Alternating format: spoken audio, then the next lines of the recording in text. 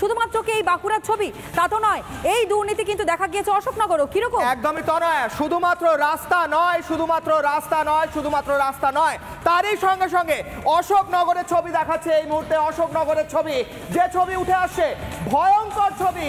খাবারের মধ্যে, শিশুদের খাবারের মধ্যে বিছে, শিশুদের খাবারের মধ্যে পোকা, মিড ডে মিল নিয়ে দুর্নীতি, একের পর এক দুর্নীতি। আমাদের সঙ্গে রয়েছে টিটপ প্রতিনিধি টিটপ। অশোকনগর থেকে যে ছবি উঠে আসছে তা তো রীতিমতো ভয়ঙ্কর। মিড ডে মিলের মধ্যে পাওয়া যাচ্ছে পোকা, সেই খাবার খাচ্ছে শিশুরা, তারা অসুস্থ হচ্ছে। কি বলছে প্রশাসন? টিটপ।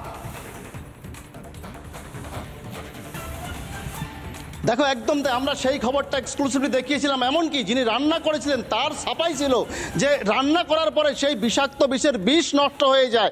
স্বাভাবিকভাবে প্রশ্ন উঠছে, একজন শিক্ষিকা বা যিনি রান্না করছেন তার উপরে যে এতগুলো বাচ্চার জীবন জীবিকা নির্বাহ করছে, এতগুলো বাচ্চাকে পরিবারের সদস্যরা পাঠাচ্ছেন, সেখানে দাঁড়িয়ে তাদের যে একেবারে অস্বাস্থ্যকর পরিবেশ, শুধুমাত্র অশোকনগর নয়, গোটা রাজ্যের বিভিন্ন প্রান্তে আমরা দেখেছি, কোথাও টিকটিকি, কোথাও আরশোলা, অর্থাৎ স্কুলের কি পরিস্থিতি দেখো রাজ্যের খাবারের। শিশুদের জীবন নিয়ে যেভাবে সিনেমিনি খেলা হচ্ছে, এই মুহূর্তে আমরা একটা স্কুলে রয়েছে, এই স্কুলের পরিস্থিতি দেখো, একেবারে ভাঙাচুরি স্কুল। দেখো, স্বাভাবিকভাবেই সরকারের অর্থাৎ যারা দায়িত্বে রয়েছেন তাদের ভূমিকা নিয়ে প্রশ্ন উঠছে। এই স্কুলে ছোট ছোট বাচ্চারা আসেন, দেওয়ালগুলো দেখো একেবারে ফেটে রয়েছে, অর্থাৎ যে কোনো মুহূর্তে বিপজ্জনকভাবে কিন্তু পড়তে পারে, ভেঙে পড়তে পারে এই স্কুলটা। এই স্কুলের মধ্যে এখানে বাচ্চারা আসেন, এখানে পড়াশোনা করতে আসেন, এখানে খাবার দেওয়া হয়। এখানে যেমন একজন অভিভাবক রয়েছেন, তার সাথে একটু কথা বলবো। আচ্ছা, এই যে বাচ্চাদের যে খাবার, শিশুদের যে খাবার, কোথাও পোকা, কোথাও বিষাক্ত বিছে, কোথাও টিকটিকি, আপনি একজন অভিভাবক, কি বলবেন?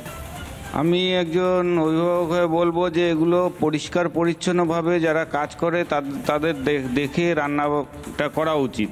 এবং যে বস্তায় যেভাবে মাল আসে তাতে টুকটাক নোংরা, আরশোলার মানে পায়খানা, তারপরে টিকটিকি এসব পড়তেই পারে, কিন্তু যারা রান্না করে তারা যদি পরিষ্কার পরিচ্ছন্নভাবে এগুলো না করে ওই অবস্থায় রান্না করে দেয়, তাহলে তো বাচ্চারা অসুস্থ হবেই।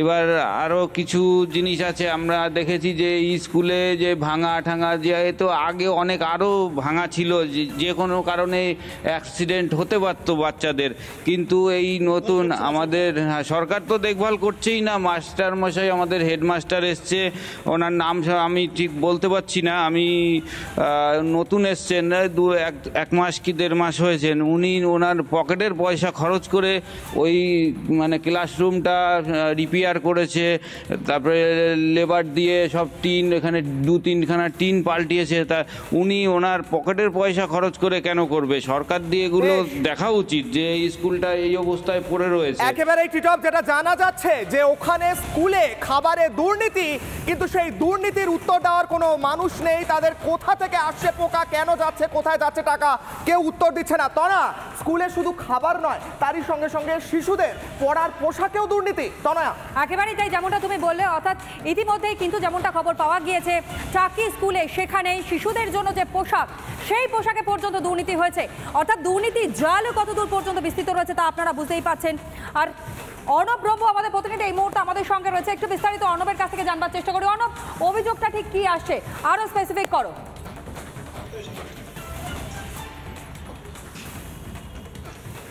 একেবারেই দেখো যে টাকি যে পৌরসভা, সেই পৌরসভায় দুর্নীতি কিন্তু রন্ধ্রে রন্ধ্রে। এর আগেও কিন্তু আমরা দেখেছি যে একাধিক বা যে টাকি পৌরসভার দুর্নীতি। এবার কিন্তু স্কুলের বাচ্চাদের যে পোশাক, সেই পোশাক নিয়ে কিন্তু দুর্নীতি হচ্ছে এবং সেখানে টেন্ডার করানো হয়, কিন্তু একদম এসএইচজি অর্থাৎ সেলফ হেল্প গ্রুপকে কিন্তু যে বরাত দেওয়া হয় সেই বরাতটা দেওয়া হয়নি, অথচ ওয়ার্কআউটও দেখিয়ে সেখানে আধিকারিক এবং চেয়ারম্যানরা তারা কিন্তু টাকা তুলে নিয়েছে। এমন কিন্তু অভিযোগ করছে 12 জন কাউন্সিলর। অর্থাৎ গোষ্ঠী কোন্দলের পাশাপাশি যে দুর্নীতি, যে বাচ্চাদের স্কুলের পোশাক, সেটা নিয়ে দুর্নীতি হচ্ছে, সেই বিষয় নিয়ে কিন্তু আমি কয়েকজনের সঙ্গে কথা বলে নেব। ইতিমধ্যেই বিজেপির যুব মোর্চার মানুষ আছেন এই মুহূর্তে, যে কি বলবেন এই গোটা ঘটনাটা নিয়ে, এই যে টাকি পৌরসভায় যে ঘটনাটা।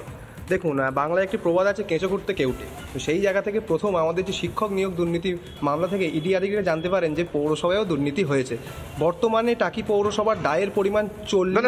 আমার প্রশ্ন যে জায়গাটায়, যেটা হচ্ছে এর আগেও টাকি পৌরসভায় একাধিক দুর্নীতি হয়েছে, আজকে স্কুলের বাচ্চাদের নিয়ে হয়েছে, বসিরহাটের একটা একাধিক স্কুলে দুর্নীতি হয়েছে, সেই প্রসঙ্গে আপনারা এর আগেও প্রোটেস্ট করেছেন, কি বলবেন এই বিষয়ে? এই বিষয়ে একটা কথা বলি, সবথেকে মজার বিষয়, যে পৌরসভার দায়ের পরিমাণ 40 লক্ষ টাকার উপরে, সেইখানে কিভাবে পোশাকের এই দুর্নীতি আমার মাথায় ঢুকছে না। আর সব থেকে বড় কথা, আজকে যারা অভিযোগ করছেন যে 12 জন কাউন্সিলর, তাদেরও কিন্তু অবদান কম নয় ওই 40 লক্ষ টাকা দায়ের পিছনে। এটাই আমার বলার ছিল। এই যে পরিস্থিতি দাদা, যে প্রত্যেক দিন যে দুর্নীতির অভিযোগ, বাংলার সমার্থক শব্দ হচ্ছে দুর্নীতি, কি বলবেন এই ঘটনা? দেখুন, বঙ্গবাসী খুব ভালোভাবে জানে এই মমতা বন্দ্যোপাধ্যায় সরকারের আপাতমস্তক পুরোটাই দুর্নীতিতে ভর্তি। আর এই দুর্নীতির মেন পাঠশালা হলো ওই কালীঘাটের টালির চালা, ওখান থেকেই এই দুর্নীতির প্রশিক্ষণ হয়। আর বঙ্গবাসী ভালোভাবে জেনে গেছে যে এদের আসল কারবার কি। সেখানে বাচ্চাদের পোশাক নিয়ে হয়েছে, তার পাশাপাশি হচ্ছে 12 জন কাউন্সিলর এই টাকি পৌরসভায়, তারা কিন্তু চেয়ারম্যানের বিরুদ্ধে এবং সরকারি কিছু আধিকারিক তাদের বিরুদ্ধে অভিযোগ করছে। গোটা পরিস্থিতিটা গোষ্ঠী কোন্দলের দিকে যাচ্ছে একেবারেই তাই অনুপ। অর্থাৎ একটা বিষয় পরিষ্কার, শুধুমাত্র টাকি পুরসভা যে দুর্নীতির অভিযোগের সামনে এসেছিল নিয়োগকে কেন্দ্র করে, সেই দুর্নীতি শুধু নয়, একই সঙ্গে টাকির স্কুলে সেখানে বাচ্চাদের, শিশুদের, পড়ুয়াদের ড্রেস ম্যাটেরিয়াল নিয়েও কার্যত দুর্নীতির অভিযোগ উঠেছে।